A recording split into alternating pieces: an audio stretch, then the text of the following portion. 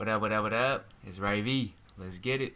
Call me a lover boy, simp, Libra. It's more than love sick. I got a fever. Feelings overloading. Not to be a diva. Standing 10 toes down. I'm not gonna leave you. Sad boy, quote of the day. Do you remember the good times? The beginning of our life. Never forget the memories. Always remember to treasure these. Do you remember the good times? The beginning of our life. Never forget the memories. Always remember to treasure these. Y'all know what time it is. It's time to decipher that thing. Alright, see y'all. I ain't always sad. That was pretty happy. Ain't always depressing, sad boy quotes and bars every single time. I write happy stuff sometimes. Come on, y'all gotta give it to me a little credit for real. This is a very sing-songy, happy, straightforward, sad boy quote of the day. But we'll still split it up and try to elongate the segment for President of Feeling Squad, brother's wife. Shout out, of course. Y'all let me know in the comments down below if you think brother's wife is funnier for me to say, or should I say something lame like sister-in-law. She stay getting butthurt on these shout-outs, but she's getting shouted out. What's up with that? Alright, first line. Do you remember the good times, the beginning of our life?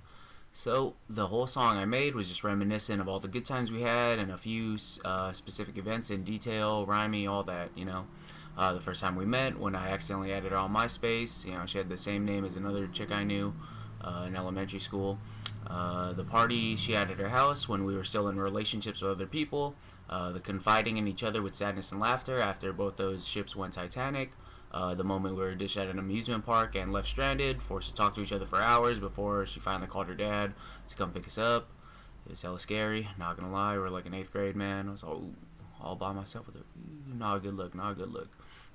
These were the good times, all in the first year or two of being in each other's lives, just vibes and reminiscing, that's all it really is. Last lines, never forget the memories, always remember to treasure these. I try not to be sad anymore whenever I get stuck with her on my mind or, with our memories, because they aren't sad. They were good times, happy times, full of love, full of feels.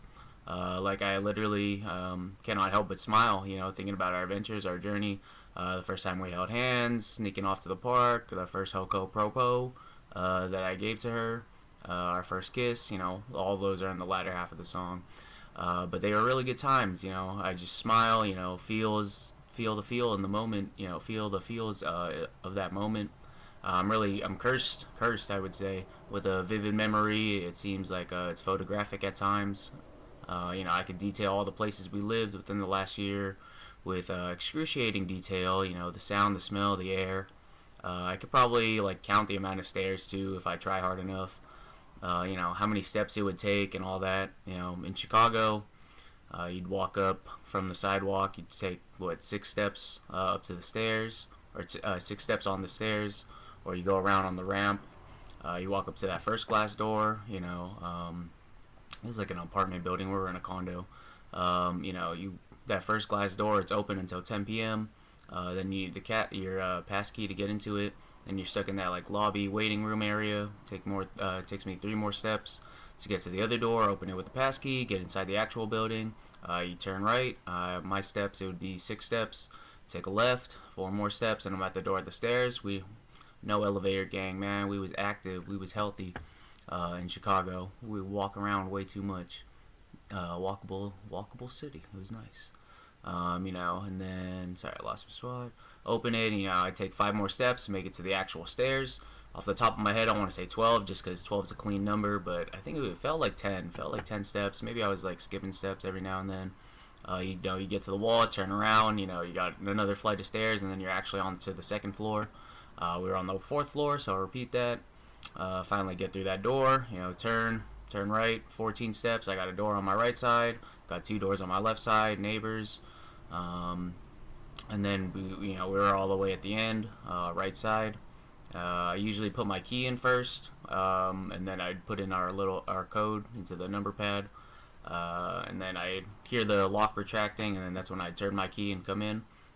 Take shoes off, 5 steps to our open concept kitchen living area, dining table on my left, couch in front of it, TV in front, on the corner of the building, right in front of that column. We got the kitchen island right in front of me, and sink, everything all connected right there on that island. Stove and fridge on the right side a little bit. I could turn right, take 3 steps and then on my left is her office.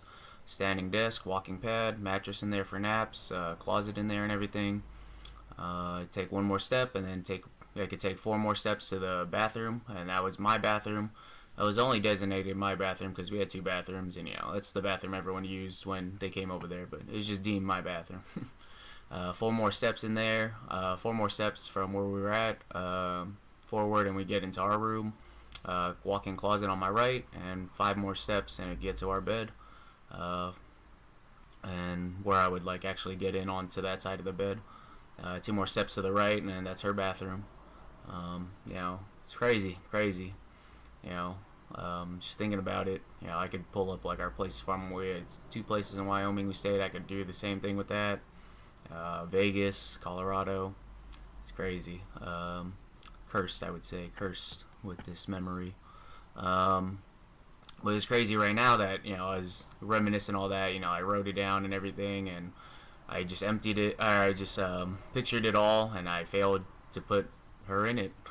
It's empty. It's crazy. It's realistic.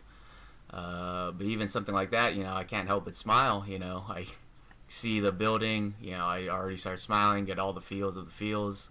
I was picturing walking up those stairs. How I'd feel like after coming home from a day of work.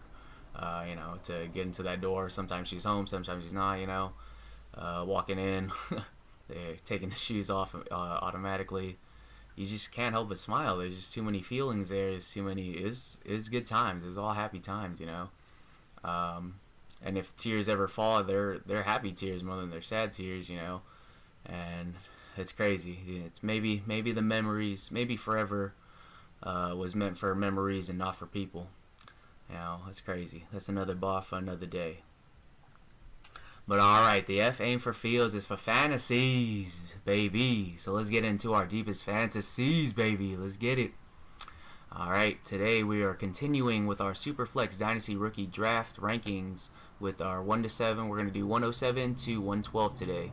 So remember that this is, we're doing this prior to the NFL draft, and things can get really messed up royally after landing spots and seeing what actual GMs, actual teams, coaches are thinking about the players we're thinking about for fantasy. But let's hop into our next six. So at 107, I got Kenyon Sadiq, tight end out of Oregon. Last season he had 51 receptions, 560 yards, and 8 touchdowns. He has elite athleticism. He ran a 4.39 40 at 240 pounds, and he has very explosive jumps. He did that at the combine. He's the tight end 1 of this class, and I could see him drafted as early as the 15th pick in the NFL draft. As a Mark Andrews truther, I would hate for the Ravens to draft him with their cheated first, by the way. Got their pick back from that Crosby trade just because they had buyer's remorse. That ain't right, man. Abuse the rules, but whatever. But using that first and replacing Isaiah Likely with yet another big, athletic, strong tight end. Sounds like a lame trope, but Sadiq is a move tight end, and he's really like a big slot. But these guys are very scheme dependent. Hopefully, whoever drafts him will make him a main part of their offense, as they should. This tight end archetype in Dynasty can usually hit their elite ceilings faster. He tested with elite athleticism at the NFL Combine, which should show in his explosive yak ability and vertical seam threat. He will be able to create chunk plays against most linebackers with his speed alone, and he should be able to big body bends most safeties with his size. He has a high-end receiving skill set as well. He wins at all 3 levels, has strong tracking, and is great at contested catch situations. Sadiq is also dangerous after the catch, typically making the first defender miss. This type of skill set projects him to be a target earner rather than a gadget tight end. Hopefully he lands in a creative offense and can be a top 2 earner on his own team. If he does that, he would be he would have league winning ceiling. He does have concerns though. He was an average blocker in college, meaning he might get taken off the field in certain packages and lose snaps if he cannot improve. If he gets drafted to a bad team or bad offense, he could easily get stuck in the mud for years. Someone like Chig Okonkwo or Isaiah Likely are good examples. They flashed, and they were athletic, but they just got stuck behind another tight end or a middling offense, and it wasn't really used correctly. Years after being drafted, now both of them right now are looking to have a good season. This offseason they got hyped, leaving their teams to go to a different team that looks like they got competent, tight end friendly, schemed offenses. But if Sadiq goes to a decent offense, I could see him with 80 targets and being a top 6 tight end this season. His floor could simply be a tight end who doesn't earn a full snap share, tight end 2 to streamer type range, nothing more than an athletic tease. I would take Sadiq this early, 107, if you need a long-term tight end anchor, can afford 1 to 2 years for development, have that patience with him, and believe in his landing spot, whatever that may be when it comes. I would fade him here, pivot, or trade out if possible if you need immediate production. Don't necessarily need points in your tight end spot or prefer safer profiles. He is a high upside, moderate risk cornerstone tight end. So at 108, we got Ty Simpson, QB out of Alabama. He was 305 for 473, 64.5% completion percentage. He had 3,567 yards, 28 touchdowns, and 5 interceptions, 90 carries and for 93 yards and 2 touchdowns as well. Simpson falls into the timing and processing pocket passer archetype. He's not a pure dual threat nor has a cannon arm, but he should win with the mental processing and rhythm passing. Drafting Ty Simpson here would be betting on efficiency and stability. I see the Cardinals taking him in the 2nd round or even trading back into the 1st round late to take him. They already named Jacoby Brissett as their starter, so if this scenario plays out, Simpson will look to sit the year and learn from Brissett and transition better into the NFL. Film breakdown shows that he has advanced pre-snap recognition and protection settings, and works through progressions quickly. He also has strong anticipatory throws over the middle. He shows accuracy in structure as well as 75% adjusted completion rate, being strong in the short and intermediate game, and has good touch and ball placement. He plays on schedule, and coaches already really love that. So he should be able to run a real NFL offense in day 1 in theory, but he would highly benefit from sitting a year. He does have concerns though with our average arm strength, not being a dynamic athlete, and doesn't create much out of structure. He also does not perform well under pressure, typically leading to turnovers or mistakes, and tends to throw off platform poorly. He also only has 15 career starts under his belt, and he played worse down the stretch last season. He's stuck between needing to sit to transition better to NFL speed, and yet needing more snaps to get more comfortable playing the QB position in general. His best case scenario is falling into a good offense and becoming a high-end distributor and a long-term starter, around a low-end QB1, high-end QB2 range buoyed by touchdowns. His floor, like most QBs nowadays, would be a career backup or a bridge quarterback. He should get a chance to be a starting quarterback for at least a year or two, though, and the points are usually, and points are points, especially if you are weak at the QB position in a SuperFlex league.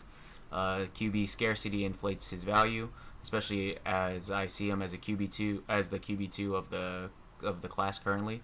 You should draft him here at the 108 if you badly need a quarterback too, value job security over ceiling, or if he's just the best value on your board in terms of your league sentiment.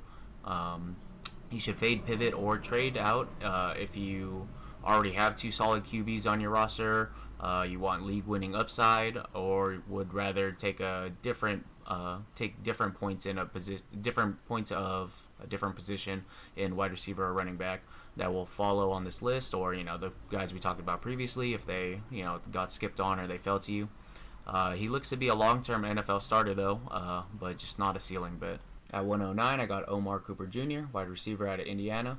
He had 69 receptions, 937 yards, 13 touchdowns, 3 carries for 74 yards and a touchdown. He's a good prospect, but he's not a can't miss. The value comes from the role projection and upside flashes, since he does not have a bulletproof profile. I could see him as a day 2 NFL draft pick and should land around the wide receiver 5 to 8 in this draft. Cooper is a smooth separator with vertical ability. He is not a pure burner, not a contested catch bully, but he wins his routes with body control. He's like Chris Godwin light, or like Jacoby Myers with more vertical juice, if I were to try to give him a comp. He should be good as a real life wide receiver, but hopefully that can translate into a good fantasy production more often than not. Breaking down the film, Cooper excels in clean releases versus press, selling routes well with tempo variation, and creates consistent throwing windows. He will earn targets early in the NFL with his route running and creating separation. Cooper also tracks the ball naturally, adjusts well to off-target throws, and has exceptional sideline awareness.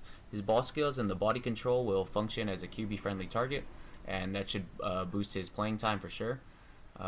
He will be a threat in the intermediate game and deep parts of the field, as well as being able to stack corners efficiently. His vertical layering ability shows that he has chunk play upside, not just possession. He's not just a possessional guy. Cooper has a decent acceleration, but he isn't a tackle breaking machine or anything. His yak will be solid, not special, so don't expect anything like that to drive his fantasy value. He does have concerns though, like he not having an elite trait. He's not a burner, not dominantly physical, and he's not a yak monster. He will have a harder path to become a true wide receiver 1 with these concerns. Cooper's production profile is good, not dominant. He never fully took over like at a high level, nor had an alpha elite target share. This means that he will have a lower hit rate for fantasy wide receiver 1 outcomes. He will likely start as like the wide receiver 2, wide receiver 3 of his own NFL team when he's drafted, and he will just need volume or tight end efficiency to matter. His role fragility might just mean he's useful as a real life wide receiver, and will be a mediocre fantasy asset. But if everything works out, he could be a high end wide receiver 2, see around 110 targets in the right offense. His floor is pretty bad. It's going to be a rotational wide receiver, never really truly earning consistent target share, or just becoming a waiver level player in shallow leagues. I would draft Cooper here at the 109 if you need a safe-ish wide receiver depth piece, already secured upside elsewhere, or if he lands in a pass-heavy offense. You should pivot here if you want league-winning upside. Any of the previous receivers I talked about are still on the board, or if you're in between him and the next couple running backs I'm going to bring up. Spoiler, running backs we're going to bring up. Cooper should be a clean NFL-ready wide receiver with a long career. At the 110, we got Jadarian Price, running back, Notre Dame. He had 113 carries last season, 674 yards, 11 touchdowns, 6 receptions, 87 yards, and 2 touchdowns. Price is a projection-heavy running back prospect, not a finished, locked-in asset. It's crazy that the current running back 2 in my rookie rankings right here is the guy who backed up the rookie running back number 1. He's playing behind Jeremiah Love this last season.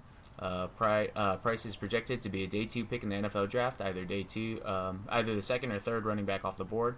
He belongs to like the slashing, one-cut explosive runner mold, zone scheme friendly, acceleration based runner.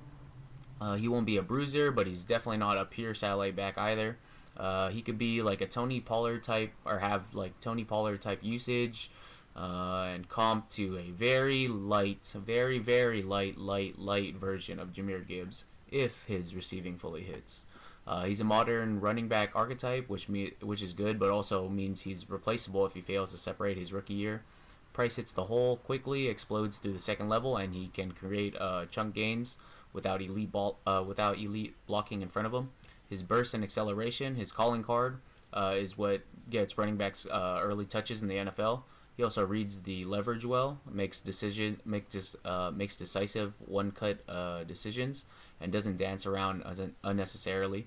His vision and zone concepts means that he will be a plug-and-play in a lot of NFL systems. Price flashed soft hands. He can run basic routes out of the backfield, all while not being fully featured in college. His receiving upside could be an underrated swing trait, kind of like how Kenneth Walker was his year when he came out. They just didn't ask him to catch the ball coming out of the backfield, and he came to the NFL and he was like, I'm able to catch the ball, he could use me in the receiving game. So something like that could be in Price's range, especially if he could develop his receiving, it will definitely give him a huge fantasy ceiling boost.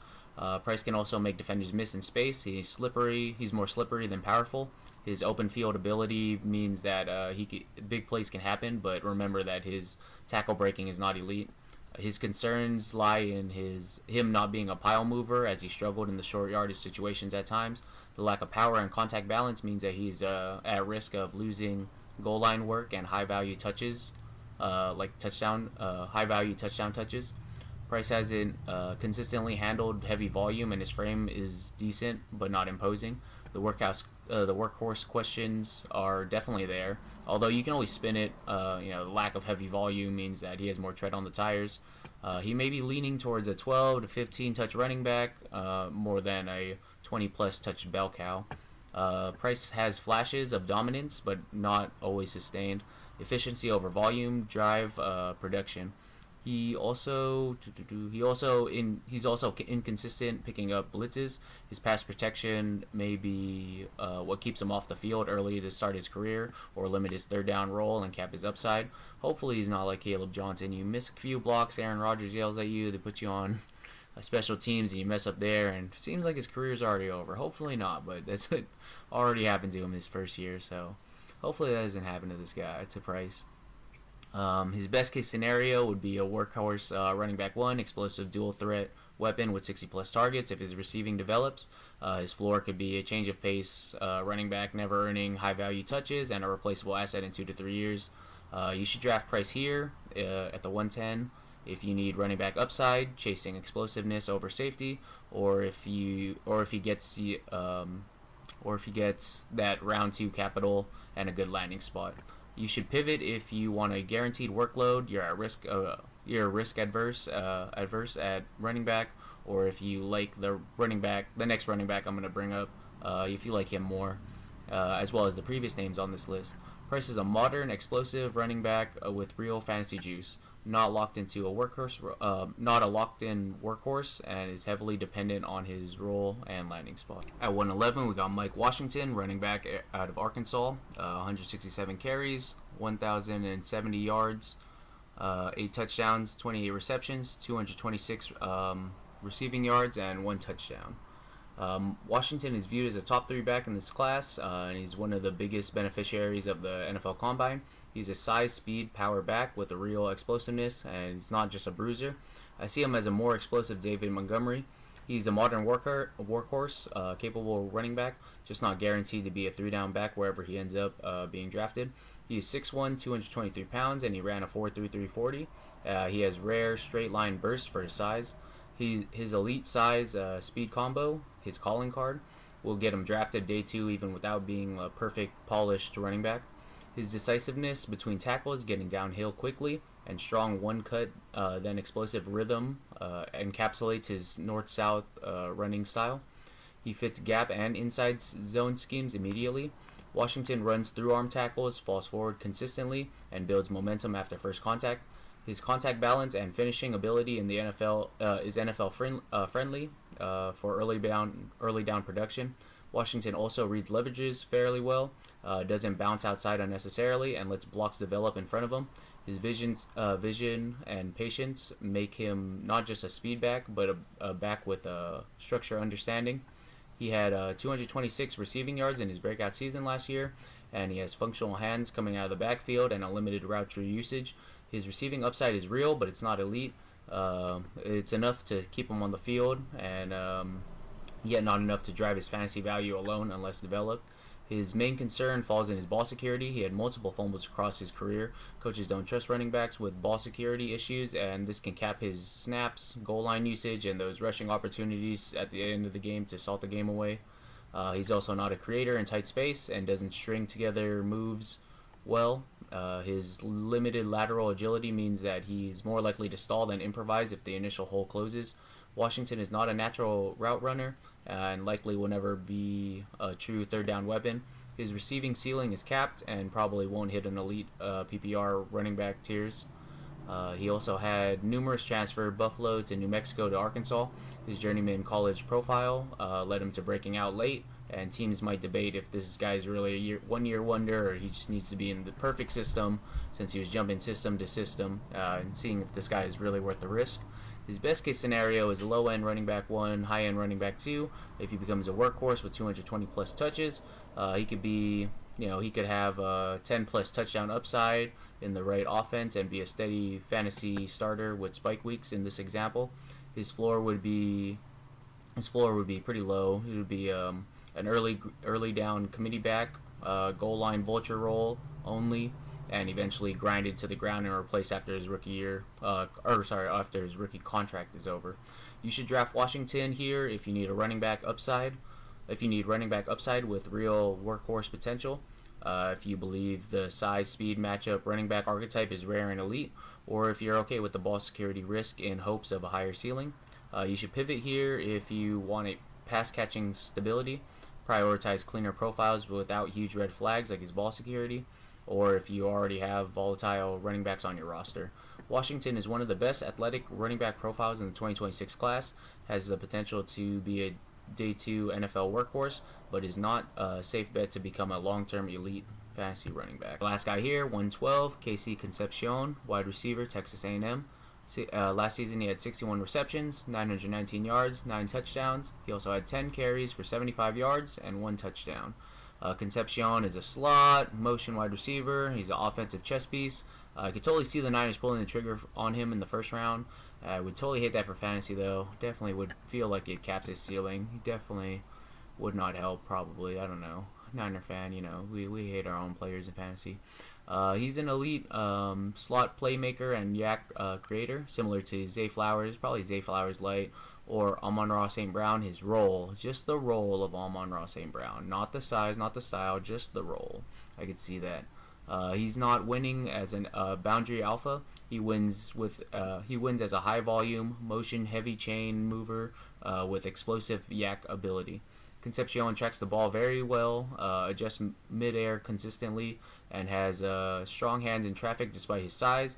His elite ball skill, his calling card, can be turned into bad QB play, or can turn bad QB play into catches, which NFL teams would love for slot usage. Concepcion has sudden acceleration after the catch, makes the first defender miss consistently, and operates well in space and scheme touches. His yak creation means his fantasy upside doesn't need to come from volume dominance, but efficiency spike plays.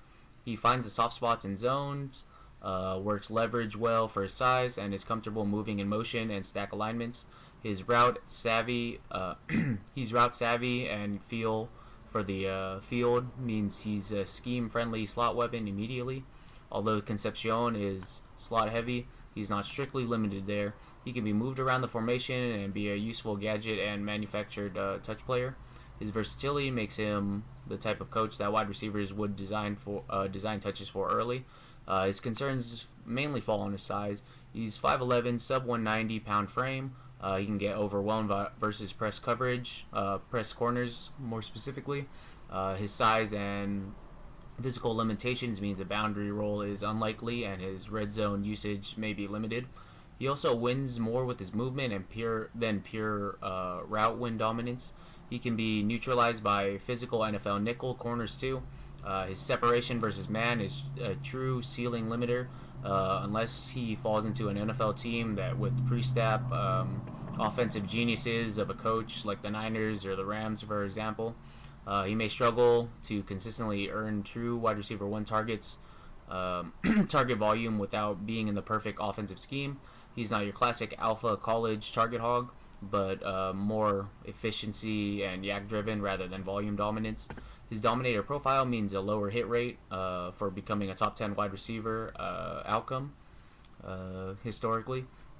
His best case scenario would be a low-end wide receiver 1, high-end wide receiver 2 with 100 catches as a slot weapon, a main focus of the offense. He would have a heavy PPR value with spike weeks. His floor outcome would be a gadget or, rotational depth piece wide receiver that never earns a consistent target share and becomes fantasy irrelevant outside of deep leagues. You should draft Concepcion here if you want PPR upside wide receiver depth, already have a running back and quarterback foundation, or you believe in a scheme-driven offense that fits his play. You should pivot here if you want an alpha wide receiver upside, prefer size and contested dominance profiles, or need weekly wide receiver 1 stability. Casey Concepcion is a high-end slot playmaker, a strong bet for the NFL usage and PPR relevance, but not a true wide receiver 1 prototype. Hopefully you guys like these 6 guys I have in the first round of my SuperFlex Dynasty Rookie Draft rankings. I tried to structure it a little better and tried to relax a little bit, slow it down, unlike last video where I just read the script and it felt really weird. Honestly, even right now it still felt pretty weird. Mouth got really dry just consistently talking all the time. But hopefully it was a little bit better. Hopefully I added a little more detail in there for you guys, especially with these later guys who have a lot of concerns with them. Y'all let me know though if you learned something new with these incoming rookies, or if it inspired you to open Sleeper and try to do a little sum. Don't forget to do your daily dose of send that trade. Send it. But that's all for today. Don't forget to like, comment, subscribe, and remember, rebuilds fade, dynasties reign.